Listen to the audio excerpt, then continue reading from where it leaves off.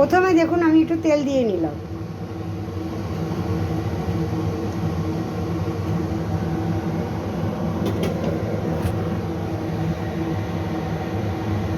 আর একটু দেখো এটা কি করেছে।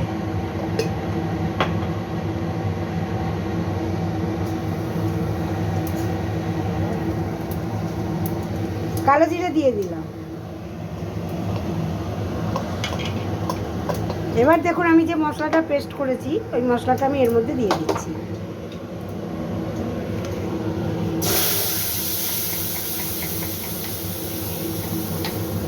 চেঁচে দাও তোমরা, একটু চেঁচে দাও, এই মশলাটা একটু চেঁচে দিয়ে দাও। এর মধ্যে দেখুন আমি একটু সামান্য একটু হলুদ দিচ্ছি।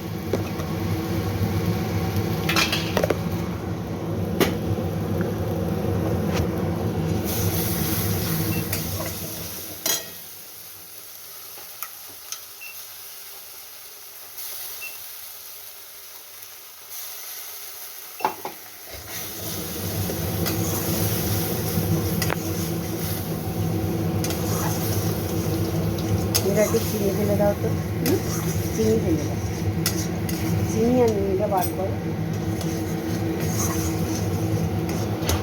আমি মশলাটাকে আগেই কষে নিচ্ছি।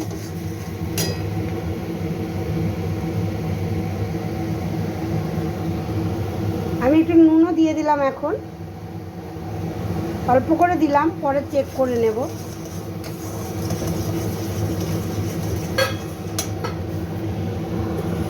ব্যালেন্সের জন্য দেখুন একটু চিনি দিয়ে দিলাম। যদি আপনারা কেউ চিনি পছন্দ না করেন না দিতে পারেন, স্কিপ করে দিতে পারেন।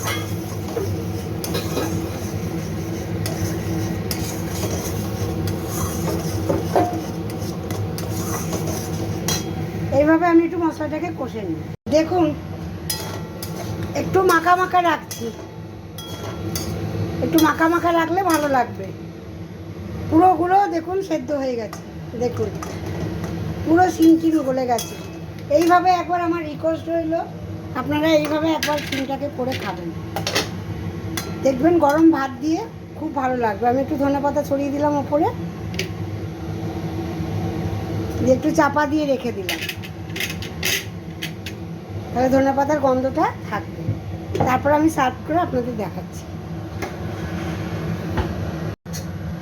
এবারে একটু দেখুন ওপরে হালকা করে একটু গরম মশলা ছড়িয়ে দিলাম।